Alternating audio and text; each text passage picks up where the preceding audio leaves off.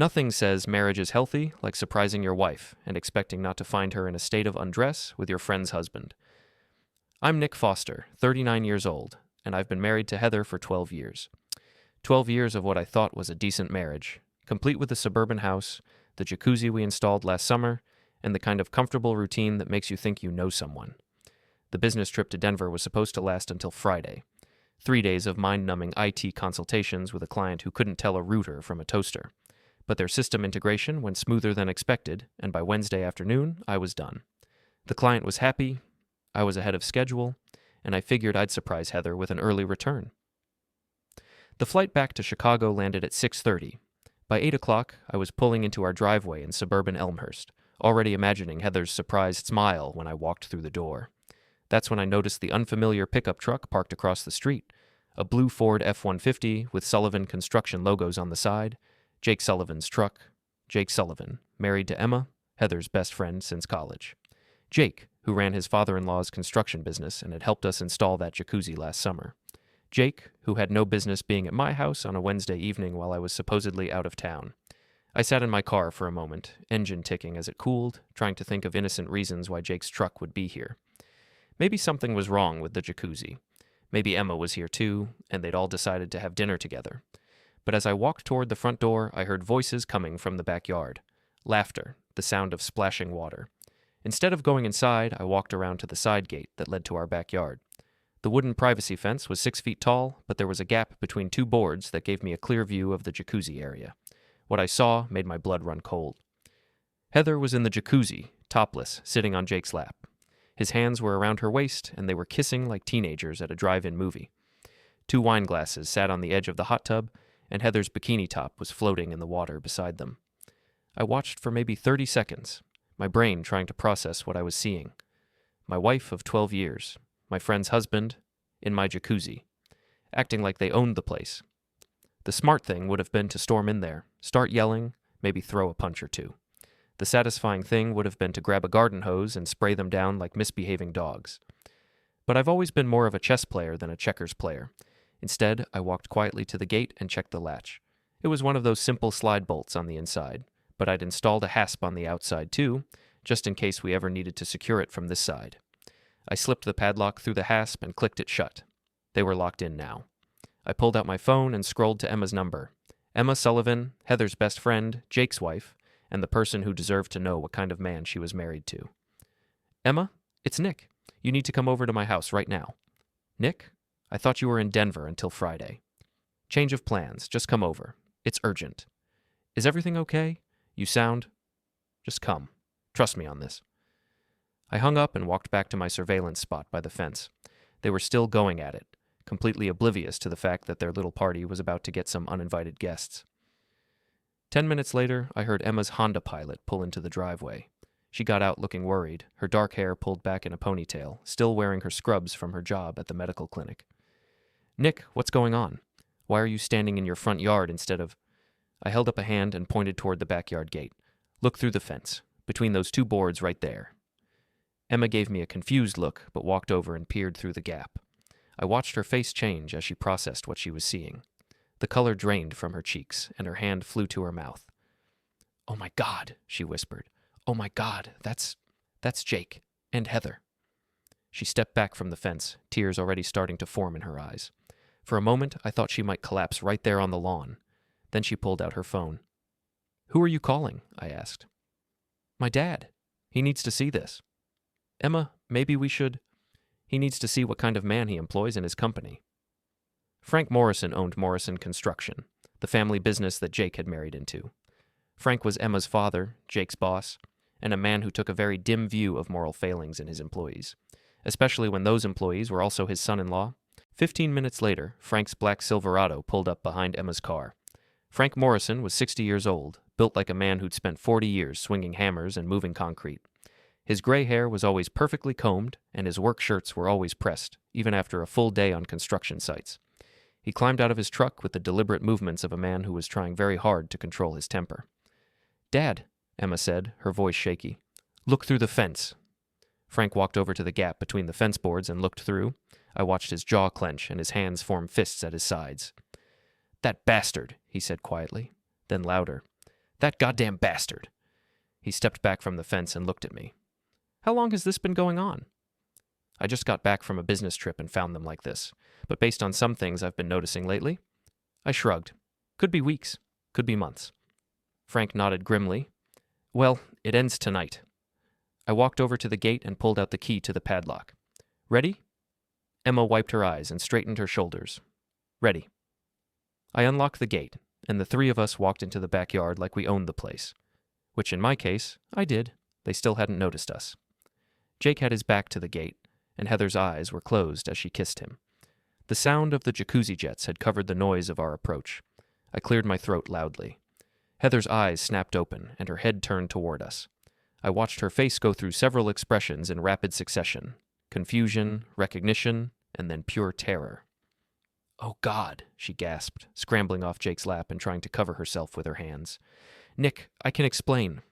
Jake spun around in the water and saw me standing there with Emma and Frank. His face went white as a sheet. Sir, he started, looking at Frank. This isn't what it... Shut up, Frank said. His voice was quiet, but it carried the kind of authority that comes from 30 years of running a construction crew. Just shut your mouth. Heather was still trying to cover herself, looking around frantically for her bikini top, which was floating just out of reach. Jake had gone completely still in the water, like a deer caught in headlights. Please, Heather said, her voice shaking. Can we just talk about this? Nick, please just give me a chance to explain. I laughed. Actually laughed. It came out harsher than I intended, but the whole situation was so absurd that I couldn't help myself. Explain what, exactly? Because it looks like you're screwing your best friend's husband in our jacuzzi, but maybe I'm misunderstanding the situation. Emma stepped forward, and I could see she was fighting to keep her composure. How long, Jake? How long has this been going on? Jake finally found his voice. Honey, please. This was just... We didn't mean for this to happen. It just... How long? Emma's voice was getting louder. Frank pulled out his phone and started taking pictures. Jake and Heather both started protesting, but Frank ignored them. Evidence, he said simply, for the divorce proceedings. Frank, please, Jake said, finally climbing out of the jacuzzi and grabbing a towel. Can we discuss this like adults? Adults? Frank's voice was deadly quiet. Adults don't screw their wives' best friends. Adults don't cheat on their spouses. Adults sure as hell don't do it in someone else's backyard while that someone is out of town. I pulled out my own phone and started scrolling through Heather's text messages. She'd left her phone on the patio table, and it wasn't password protected. Amazing what you can find when you're not looking for it. Here's an interesting one, I said, reading from the screen. From yesterday. Nick won't be back until Friday. Come over around 8. I'll have the wine ready. And here's one from last week. Jake, last night was incredible. I can't stop thinking about you. Emma made a choking sound and sat down heavily in one of our patio chairs. Heather had managed to get her bikini top back on and was climbing out of the jacuzzi. Nick, those messages, they're not what they seem. We were just what? Discussing the weather? Planning a surprise party? I kept scrolling. Oh, here's a good one from 3 days ago. I wish we could just run away together. I'm so tired of pretending. Frank looked at Jake with disgust. You're fired. Effective immediately. Clear out your desk tomorrow morning and don't expect a reference. Frank, please, Jake said. I know this looks bad, but... Looks bad? Frank's voice was rising. You're screwing around with a married woman while your wife works 60-hour weeks to support your lazy ass, and you think it looks bad? That's when Mrs. Chen from next door appeared at the fence line. She'd probably heard the shouting and come to investigate. Mrs. Chen was the neighborhood's unofficial information network, and I knew that whatever she saw tonight would be common knowledge by tomorrow morning. Is everything okay over there? She called out. Everything's fine, Mrs. Chen, I called back, just having a little discussion about marriage and fidelity. I could see her eyes widen as she took in the scene. Heather in a wet bikini, Jake in a towel, Emma crying, and Frank looking like he wanted to commit murder. Oh my, Mrs. Chen said. Then she disappeared from the fence line, probably to call her sister and report the latest neighborhood drama. Emma stood up and walked over to Jake. For a moment, I thought she might slap him. Instead, she reached into her purse and pulled out a manila envelope. Divorce papers, she said, handing them to him. I had them drawn up last week. I've been suspicious for a while, but I needed proof. Jake stared at the envelope like it might bite him. Emma, please. We can work through this. We can go to counseling. Counseling? Emma laughed bitterly. You want to go to counseling? Fine. You can discuss your commitment issues with a therapist while you're living in a studio apartment and looking for a new job. Heather had been standing there dripping wet, looking back and forth between all of us like she was watching a tennis match. Finally, she spoke up. Where am I supposed to go? This is my house too. I looked at her for a long moment. 12 years of marriage, and she was worried about real estate logistics. Not anymore, I said. I'll be changing the locks tonight. You and your boyfriend can figure out your living arrangements together. You can't just kick me out of my own house. Watch me. I pulled out my phone again. I've got about 50 text messages here that document your affair going back at least 2 months. I've got photos of you half naked with another man in our backyard. And I've got 3 witnesses who just saw you in a compromising position with a married man. Frank nodded. I'll testify to what I saw here tonight. So will I, Emma said. That's when we heard the sirens. 2 police cars pulled up in front of the house, their red and blue lights painting the neighborhood in alternating colors. Apparently someone had called in a disturbance. Officer Martinez, who I recognized from the neighborhood watch meetings, appeared at the gate with his partner. Evening, folks. We got a call about a disturbance. Everything okay here? I stepped forward.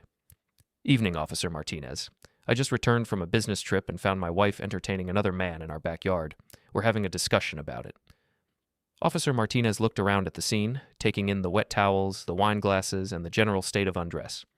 His partner, a younger guy I didn't recognize, was trying not to smirk. Sir, Officer Martinez said to Jake, do you live here? No, sir. I was just visiting. Visiting, the younger officer repeated. Uh-huh. Heather stepped forward. Officers, this is my house too. My name is on the deed. He can't just kick me out.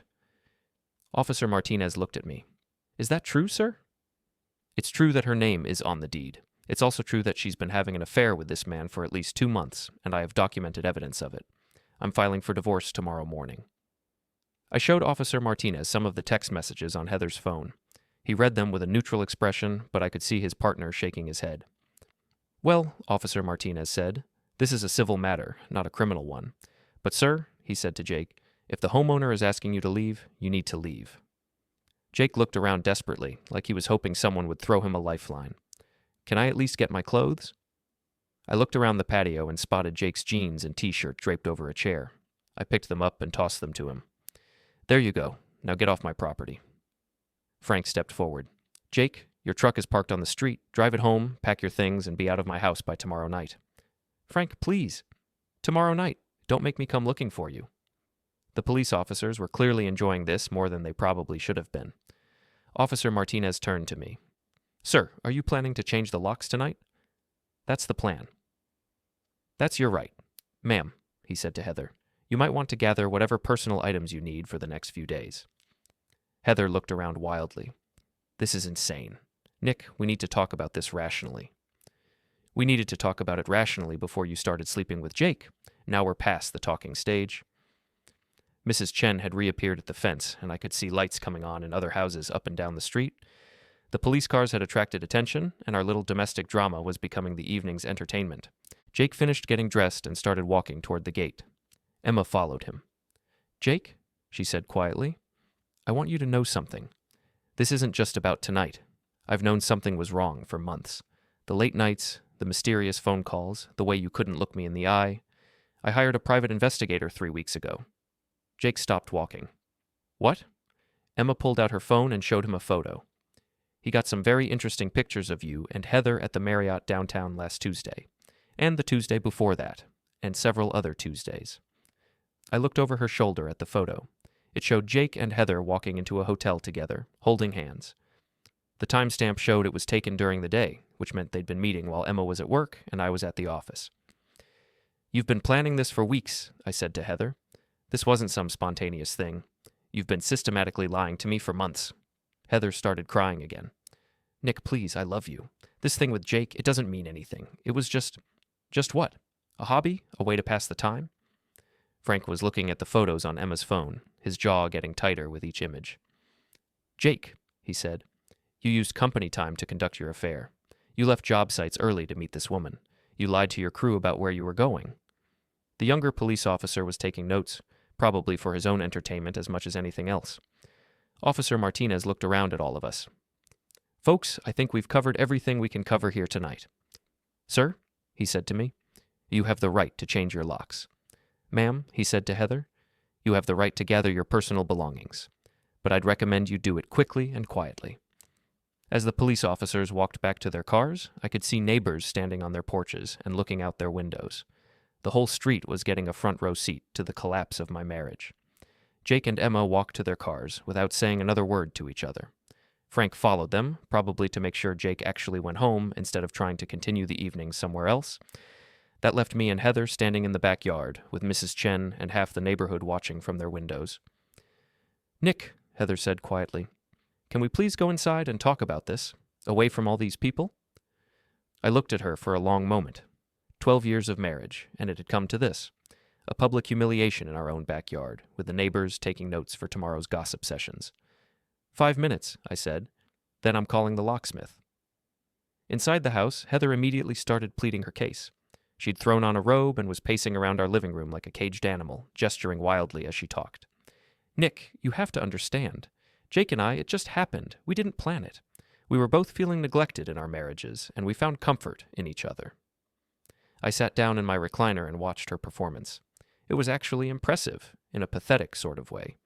The tears, the hand-wringing, the carefully chosen words designed to make this sound like some kind of mutual emotional support group rather than a calculated affair. "Neglected," I repeated. "You felt neglected." "Yes. You're always working, always traveling for business. And Jake said Emma has been distant lately, always focused on her job at the clinic. We were both lonely." "So you decided to cure your loneliness by having intimacy with your best friend's husband?" "It wasn't about intimacy. It was about connection, about feeling valued and appreciated." I pulled out her phone again and scrolled to a particularly explicit text message. This one from last week says, and I quote, "I can't wait to feel you inside me again." That sounds pretty good to me. Heather's face flushed red. "You're taking everything out of context." Context. I stood up and walked over to the window that looked out on our backyard. The jacuzzi was still running, the lights still on, wine glasses still sitting on the edge. "The context is that you've been systematically lying to me for months. The context is that you've been using our home as your personal love nest while I'm out of town working to pay for it. Nick, please. I know I made mistakes, but we can work through this.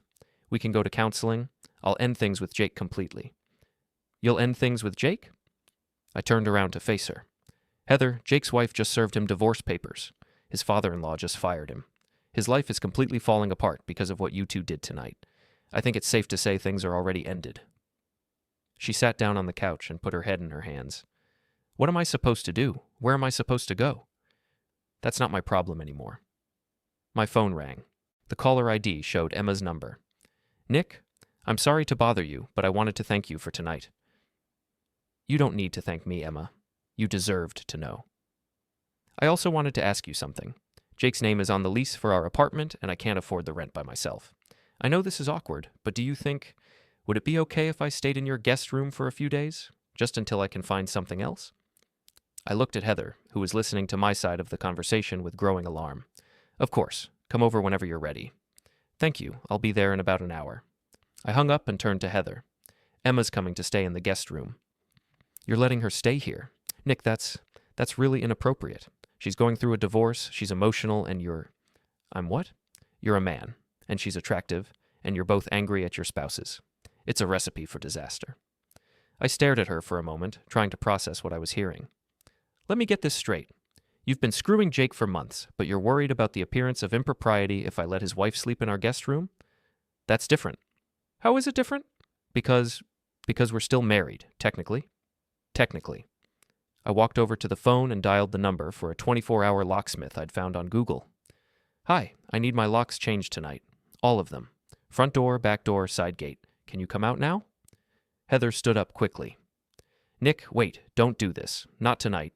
Let's sleep on it, and we can talk more in the morning when we're both calmer." "I am calm," I said. And I was. Surprisingly calm, actually. "Yes, I can pay cash. How soon can you be here?" The locksmith said he could be there in 45 minutes. I gave him the address and hung up. 45 minutes, I told Heather. "You've got 45 minutes to pack whatever you need and figure out where you're going." She stood there for a moment, looking around our living room like she was seeing it for the first time.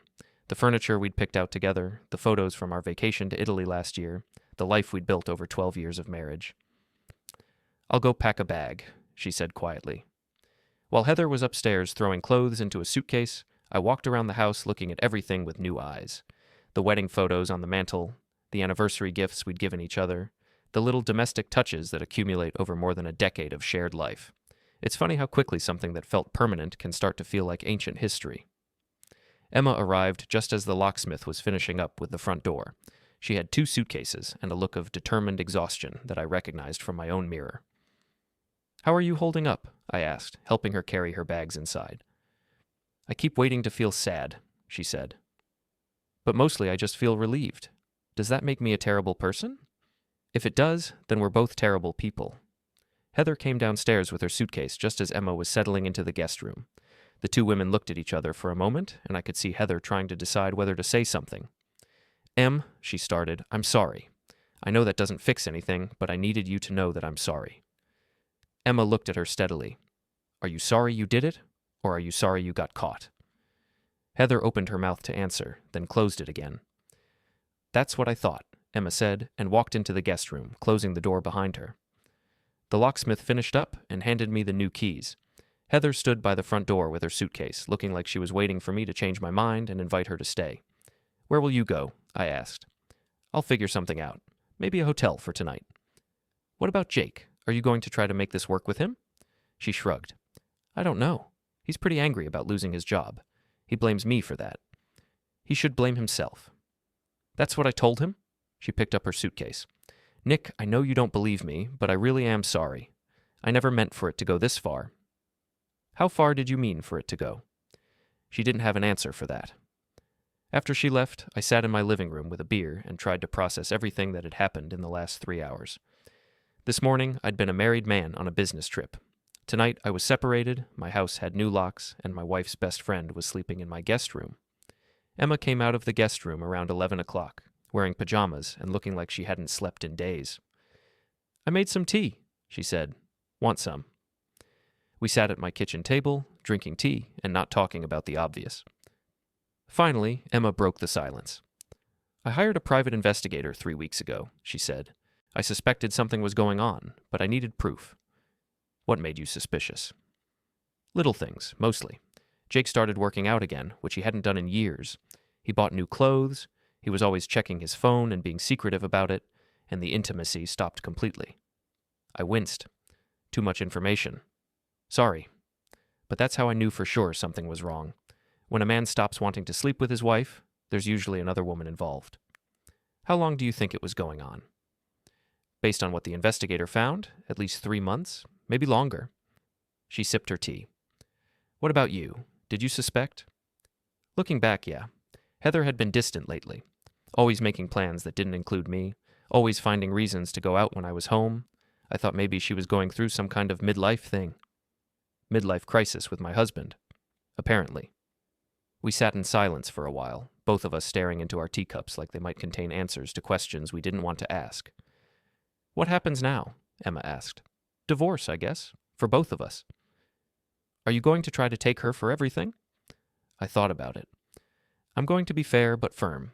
She can have half of what we built together, but she's not getting alimony, not after this. Jake doesn't have anything to take. His truck belongs to the company, and Frank's taking that back tomorrow. The apartment is a rental. He's got maybe $5,000 in savings. What about you? Will you be okay financially?" "I make decent money at the clinic. I'll be fine once I find a place to live." She looked around my kitchen. "Thank you for letting me stay here. I know it's weird, given the circumstances." "It's not weird. We're both going through the same thing." Heather seemed to think it was inappropriate. I laughed. "Heather lost her right to have opinions about what's appropriate when she decided to screw your husband." Emma smiled for the first time since she'd looked through the fence and seen her marriage fall apart. "You know what? You're absolutely right." The next morning, I woke up to the sound of someone pounding on my front door. I checked the clock. 7:30 a.m. I'd been asleep for maybe 4 hours. I looked out the window and saw Jake's truck in my driveway. He was standing on my front porch, still pounding on the door. I opened the door but left the screen door locked. "What do you want, Jake?" "I want to talk to you man to man." "We don't have anything to talk about." "Come on, Nick. This whole thing got out of hand last night. We're all adults here. We should be able to work this out. I looked at him through the screen. He looked like hell. His eyes were bloodshot, his hair was messy, and he was wearing the same clothes from last night. Work what out exactly? This thing between me and Heather, it's not serious. It was just, you know how it is. Sometimes these things just happen. These things just happen, I repeated. Like the weather. Exactly. Look, I know you're pissed and you have every right to be, but destroying my life isn't going to make you feel better. I didn't destroy your life, Jake. You destroyed your life. I just turned on the lights so everyone could see what you'd done. Emma appeared behind me, wearing a robe and holding a cup of coffee. Jake's face went white when he saw her. Emma, honey, what are you doing here? I live here now, she said calmly, temporarily. You can't be serious. Dead serious. I served you divorce papers last night, remember? That means I don't have to live with you anymore. Jake looked back and forth between me and Emma like he was trying to solve a puzzle. This is insane. You two are, shacking up together now? Out of spite? We're two people who got screwed over by our spouses, I said. We're supporting each other through a difficult time. Bullshit. You're trying to get back at me by sleeping with my wife. Emma stepped forward. First of all, I'm not your wife anymore. I filed for divorce last night. Second of all, what Nick and I do is none of your business. You gave up the right to have opinions about my personal life when you decided to cheat on me. Emma, please, can we go somewhere private and talk about this? We don't need to involve Nick in our personal business. Our personal business? Emma's voice was getting louder. Jake, you made our personal business public when you decided to screw my best friend in her backyard where the neighbors could see. You involved Nick when you used his house as your personal brothel. I could see Mrs. Chen watching from her front window. This was turning into another public spectacle, and I was starting to enjoy it. Look, Jake said, I know I screwed up. I know I hurt you, and I'm sorry. But we can work through this. We can go to counseling. We can start over. Start over? Emma laughed. Jake, you don't have a job. You don't have a place to live. You don't have a truck. You don't have a wife. What exactly are we going to start over with? Frank will come around. He's my father-in-law. He's not going to leave me hanging. Frank fired you last night, in front of witnesses, and he told you to be out of his house by tonight. Jake's face was getting red. This is all Nick's fault. If he hadn't set us up last night, none of this would have happened. Set you up? I couldn't help laughing. Jake, I came home from a business trip and found you in my jacuzzi with my wife. I didn't set anything up. You did that all by yourself. You locked the gate. You trapped us in there. I secured my property. There's a difference. You called Emma and told her to bring Frank. You wanted to humiliate us. I wanted Emma to know what kind of man she was married to. Mission accomplished. Jake stepped closer to the screen door, and for a moment I thought he might try to force his way in. But Emma stepped up beside me, and he seemed to deflate. Emma, please. I love you. I know I have a funny way of showing it, but I do love you. You love me so much that you've been screwing my best friend for 3 months. That didn't mean anything. It was just physical. Just physical, Emma repeated. Well, that makes me feel so much better. Jake stood there for another minute, looking like he was trying to think of something else to say. Finally, he turned and walked back to his truck. This isn't over, he called out as he drove away. Emma and I stood in the doorway, watching him disappear down the street. Well, Emma said, that was fun. He'll be back. Probably, but next time I'm calling the police. We spent the morning making phone calls. I called my lawyer to start divorce proceedings. Emma called hers to make sure her paperwork was in order.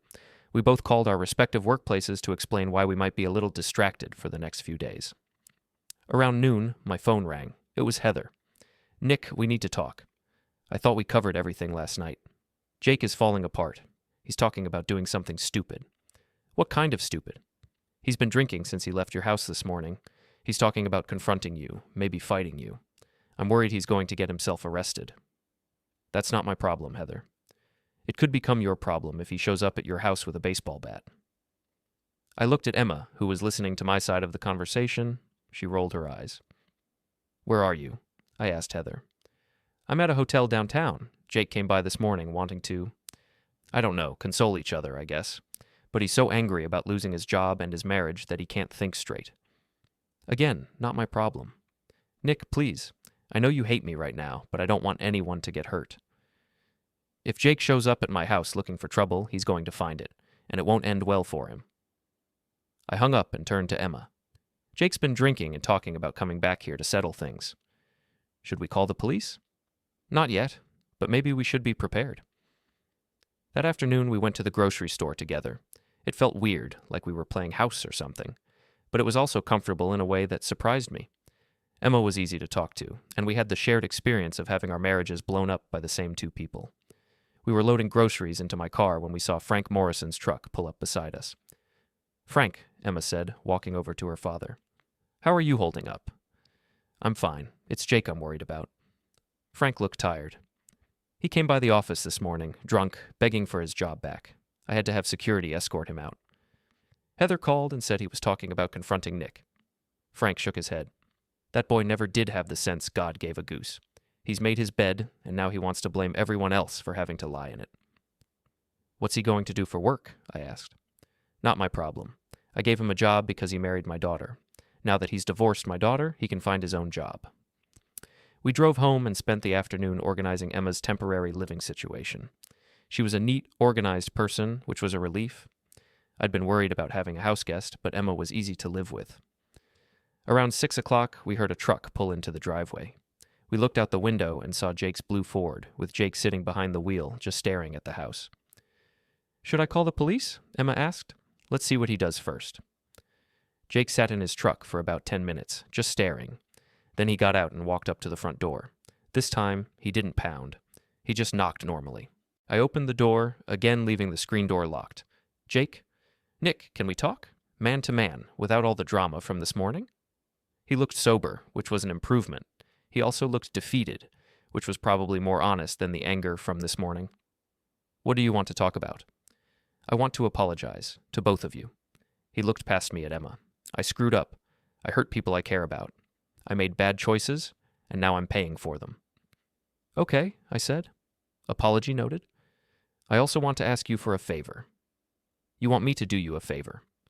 "I want you to talk to Frank. Ask him to give me another chance. I know I don't deserve it, but I need that job." I stared at him for a moment. "Jake, you cheated on Frank's daughter with a married woman.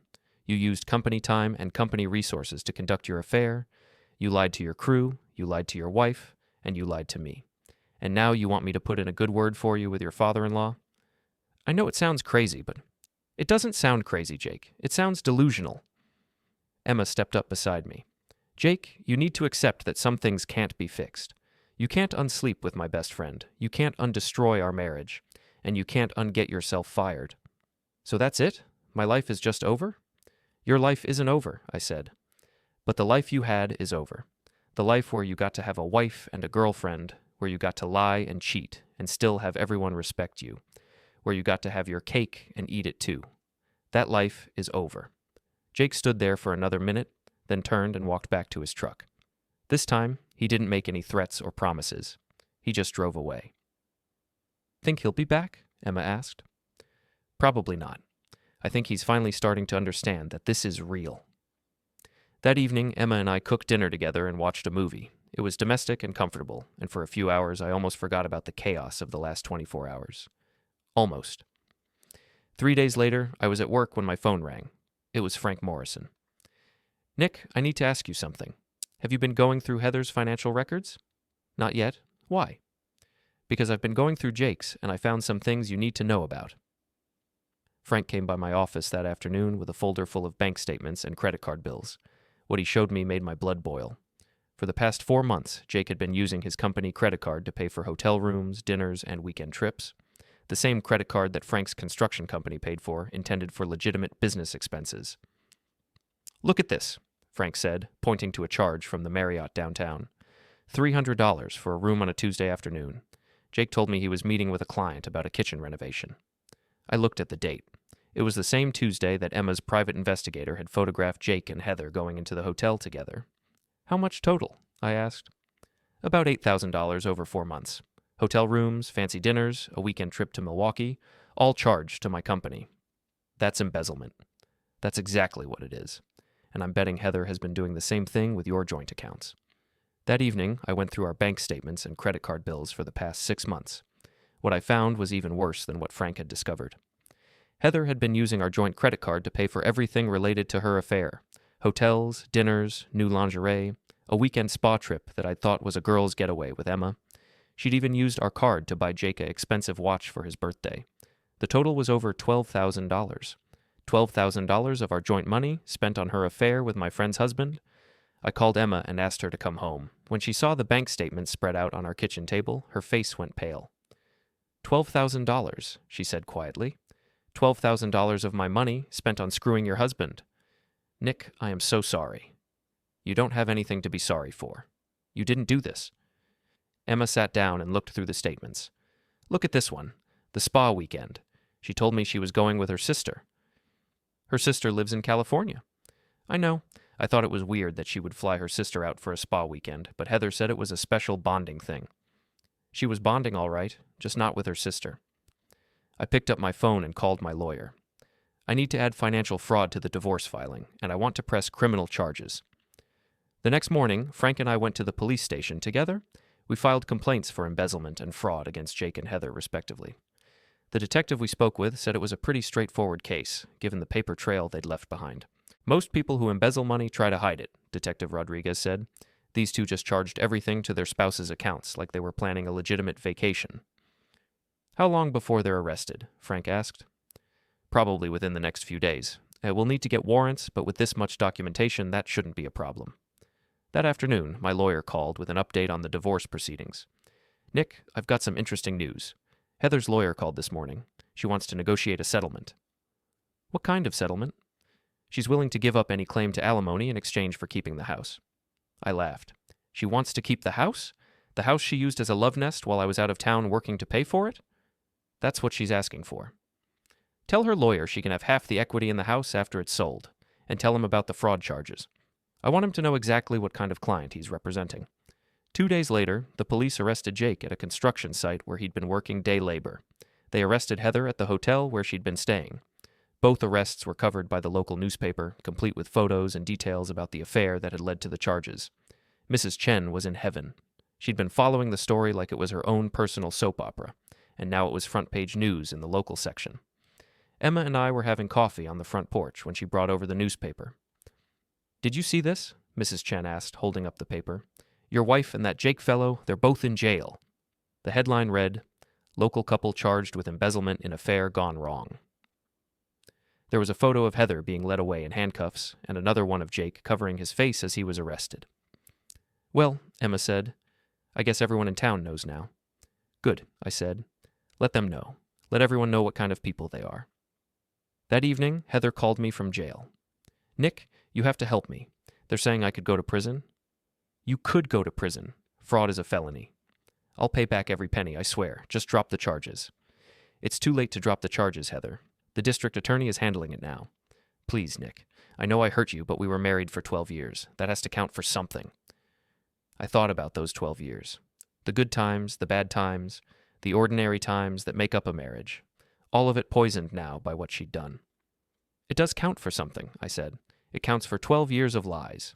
12 years of wondering if anything you ever told me was true. Not everything was a lie.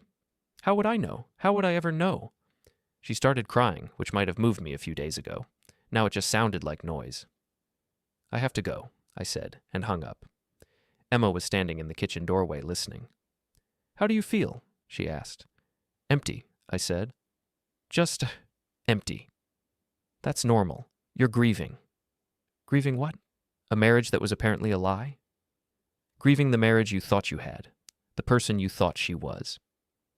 Emma was right, as usual. I was grieving, but not for Heather. I was grieving for the version of Heather that had never really existed, the marriage that had been a fiction, the life that had been built on lies. What about you? I asked. How are you handling all this? Better than I expected. I keep waiting to miss Jake, but mostly I just feel relieved, like I've been holding my breath for months and I can finally exhale. Any regrets? Just one. What's that? I regret not trusting my instincts sooner. I knew something was wrong, but I kept making excuses for him.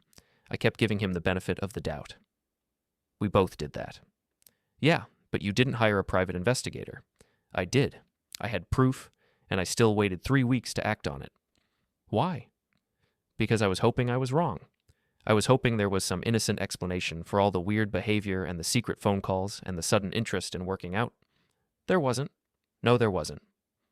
We sat in comfortable silence for a while, both of us processing the events of the past week. A week ago, we'd both been married to other people. Now we were living together, supporting each other through simultaneous divorces and criminal proceedings against our former spouses. Nick, Emma said, can I ask you something? Sure. Are you attracted to me? The question caught me off guard. That's a complicated question. Not really. It's a yes or no question. I looked at her, really looked at her. Emma was an attractive woman. Dark hair, green eyes, a smile that lit up her whole face when she wasn't dealing with the wreckage of her marriage. Under different circumstances, in a different life, yes, I would definitely be attracted to her. Yes, I said. I am. Good, she said, because I'm attracted to you too. Emma, I'm not saying we should do anything about it right now. We're both dealing with a lot of emotional baggage, and it would be complicated and messy and probably a mistake. Probably. But I wanted you to know, and I wanted to know if the feeling was mutual. It is. Okay, then. She stood up and walked toward the guest room, then stopped and turned back. For what it's worth, I think Heather is an idiot. Why? Because if I was married to you, I wouldn't be looking for excitement somewhere else. She disappeared into the guest room, leaving me alone with my thoughts and a lot of new questions about what the future might hold. 2 weeks later, Heather and Jake were both released on bail pending trial. Their mugshots had been in the paper, their affair was the talk of the neighborhood, and both of their lives were in ruins. I thought that would be the end of it. I was wrong. On a Thursday evening, while Emma and I were making dinner together, we heard a car pull into the driveway. We looked out the window and saw Jake's truck, with both Jake and Heather inside. What the hell do they want? Emma muttered. They got out of the truck together and walked up to the front door. Jake knocked, and I could see Heather standing behind him, looking nervous. I opened the door but kept the screen door locked, just like before. What do you want, Jake?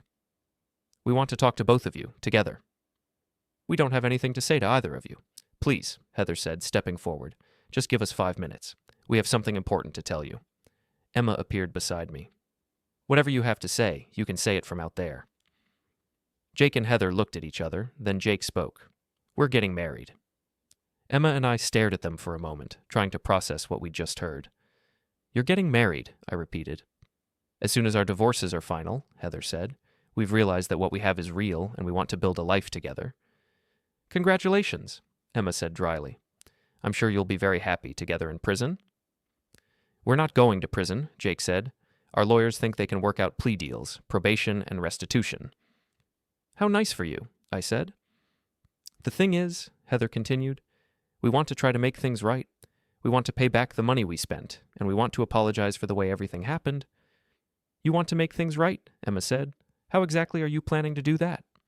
We've been talking to a counselor, Jake said, about taking responsibility for our actions and making amends to the people we hurt. A counselor told you to come here and announce your engagement to the people you cheated on? The counselor told us that we need to be honest about our feelings and our intentions going forward. I looked at these two people standing on my front porch, announcing their plans to marry each other after destroying 2 marriages and facing criminal charges for fraud. The sheer audacity of it was breathtaking. You know what? I said. You're right. You should be honest about your feelings and intentions. I opened the screen door and stepped out onto the porch. Emma followed me. Since we're all being honest, I continued, let me tell you how I really feel.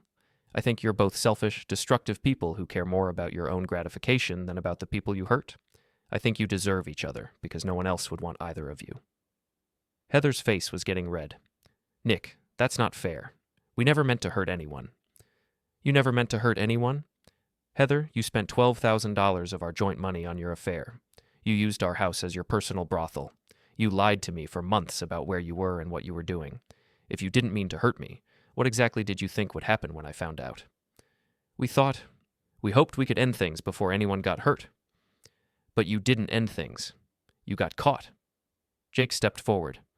Look, Nick, I know you're angry. I'm not angry, Jake. I'm disgusted. You're a grown man who threw away his marriage, his job, and his reputation for a few months of sneaking around with someone else's wife. And now you want to marry her like that somehow makes it all okay. We love each other. You love each other? Emma laughed. Jake, you've known each other for what, 3 years? You've been sneaking around for 3 months. And now you think you're ready to build a life together? Sometimes you just know, Heather said. Sometimes you just know, I repeated. Like how I knew something was wrong when you started working late every Tuesday. Like how I knew you were lying when you said you were going to that spa with your sister. Nick, please. No, Heather, you want to be honest? Let's be honest. You didn't leave me for Jake. You got caught cheating, and now you're trying to make it look like some great love story instead of what it really was, a sordid affair that blew up in your face. By now, Mrs. Chen and several other neighbors had come out to watch the show. Word had gotten around that Jake and Heather were back, and everyone wanted to see what would happen next. You know what the really funny part is, Emma said. You two think you're going to ride off into the sunset together, but you're both broke. Jake doesn't have a job. Heather's going to lose half of everything in the divorce, and you both have legal bills and restitution to pay. We'll figure it out, Jake said. You'll figure it out. With what? Jake, you're 38 years old, and you just got fired from the only real job you've ever had. Heather, you work part-time at a yoga studio. How exactly are you planning to support yourselves? I'll find another job, Jake said. Who's going to hire you? Everyone in town knows what you did. Your former father-in-law owns the biggest construction company in the county, and he's not going to give you a reference. Your wife is divorcing you for adultery. You've got criminal charges pending. What employer is going to take a chance on you? Jake's confidence was starting to waver. There are other towns, other opportunities. So you're going to run away, I said. Start over somewhere else where people don't know what you did. We're going to build a new life together, Heather said. Based on what? You two don't even know each other. You know each other as affair partners, sneaking around, meeting in hotel rooms, lying to everyone around you. You have no idea what it's like to live together, pay bills together, deal with everyday problems together. We'll learn, Jake said. You'll learn, Emma repeated. Like you learned how to be a faithful husband? Like you learned how to be an honest employee? The crowd of neighbors was growing, and I could see people taking pictures and videos with their phones. This was going to be all over social media within the hour. You know what? I said. I think this is great. I think you two should absolutely get married. You should have a big wedding, invite everyone you know, celebrate your great love story. Heather looked confused. You do? Absolutely, because in about 6 months, when the reality of your situation sinks in, when you're living in a crappy apartment and struggling to pay your legal bills and dealing with the stress of probation and trying to rebuild your lives, you're going to start blaming each other for how everything went wrong. That's not going to happen, Jake said. It's already happening. Jake, you told Heather it was her fault you lost your job. Heather, you told me Jake was angry and drinking and talking about doing something stupid. You're already turning on each other, and you're not even married yet. Emma stepped forward. Here's what's really going to happen. You're going to get married, probably in a courthouse ceremony because you can't afford anything else. You're going to move somewhere cheap, maybe a trailer park or a rundown apartment complex. Jake's going to work construction day labor when he can find it. Heather's going to work at another yoga studio or maybe wait tables.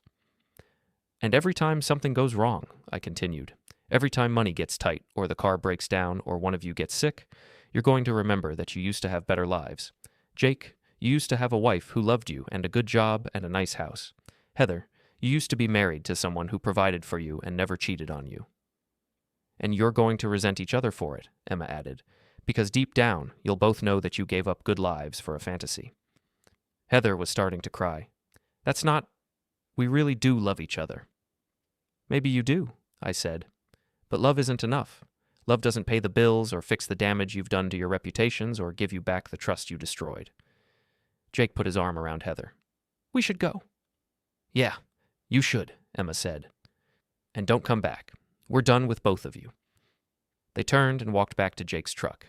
As they drove away, the crowd of neighbors started to disperse, chattering excitedly about what they'd just witnessed. Mrs. Chen came over to us.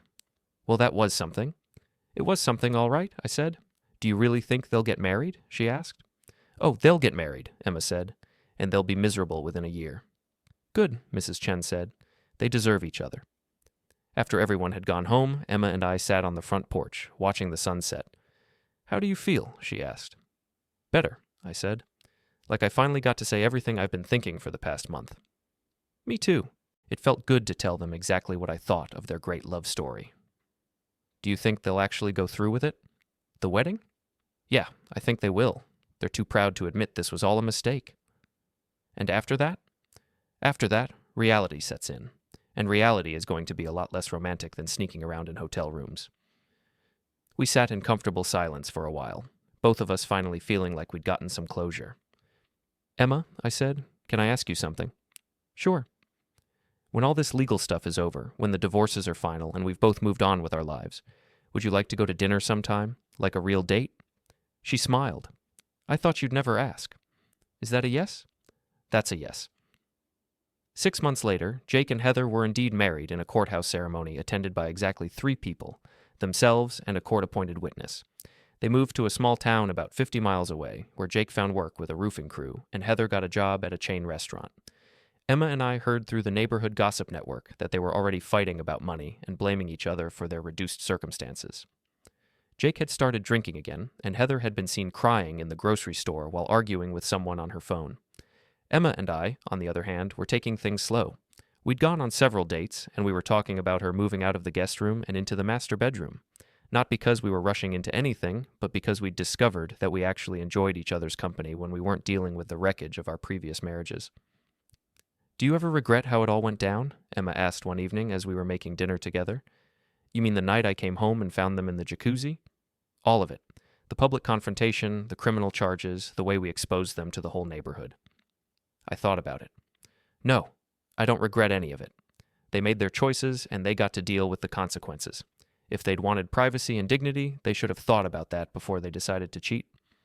"I used to think I was a nice person," Emma said. "Someone who would take the high road and handle things quietly and maturely. And now?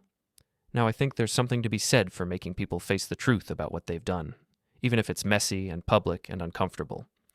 Especially if it's messy and public and uncomfortable." She laughed. "You're a bad influence on me, Nick Foster." "Good," I said, and kissed her. Outside, I could hear Mrs. Chen watering her garden and probably hoping for another dramatic confrontation to liven up her evening, but there wouldn't be any more drama. Jake and Heather were gone, living their new life somewhere else. Emma and I were building something real and honest, based on shared experience and genuine affection rather than sneaking around and lies. Sometimes the good guys do win. Sometimes the people who lie and cheat and betray the ones who love them actually do get what they deserve. And sometimes, if you're very lucky, you get a second chance with someone who appreciates honesty and loyalty and the simple pleasure of building a life with someone you can trust. The gate was locked, the truth was out, and justice had been served.